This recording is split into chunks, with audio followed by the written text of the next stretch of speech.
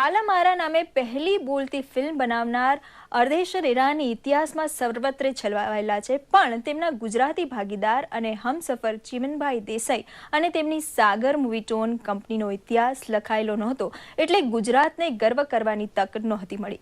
સંશોધક અને લેખક બિરેન કોઠારીએ પુસ્તક લખી આ ત્રુટિ પૂરી કરી છે. જોઈએ રિપોર્ટ. પહેલી બોલતી ગુજરાતી ફિલ્મ નરસિંહ મહેતા 1932માં બનાવનાર સાગર મૂવીટોન કંપની અને હિન્દી ફિલ્મ ઇન્ડસ્ટ્રીઝના આદ્ય સ્થાપક પૈકીના એક ચિમનભાઈ દેસાઈનું યોગદાન પુસ્તક સ્વરૂપે પ્રગટ થયું છે.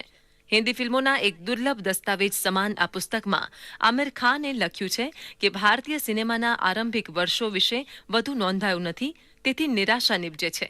પરંતુ આ પુસ્તક યોગ્ય દિશામાં લેવાયેલું મોટું કદમ છે.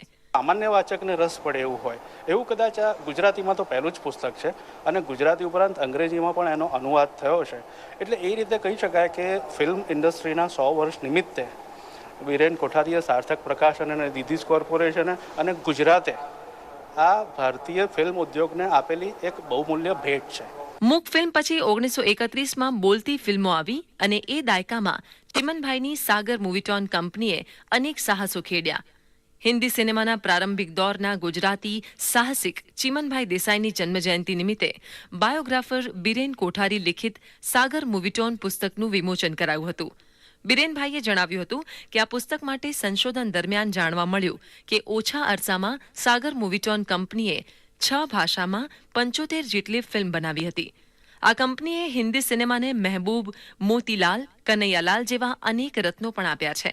જૂના જમાનામાં સાધનોનો અભાવ, નવી ટેકનોલોજી કોઈ હતી નહીં, સાયકલ જેવાની કોઈ પિક્ચર ચાલતી હોય તો ગીત વગાડવાવાળો સંતાતો ફરતો હોય, આવું બધું અત્યારે કોઈ તકલીફ છે નહીં. ડ્યુએટ બી રેકોર્ડિંગ કરવું તો એ મેલ વોઇસ મદ્રાસમાં થાય છે નહીં, અને ફિમેલ વોઇસ મુંબઈ થાય.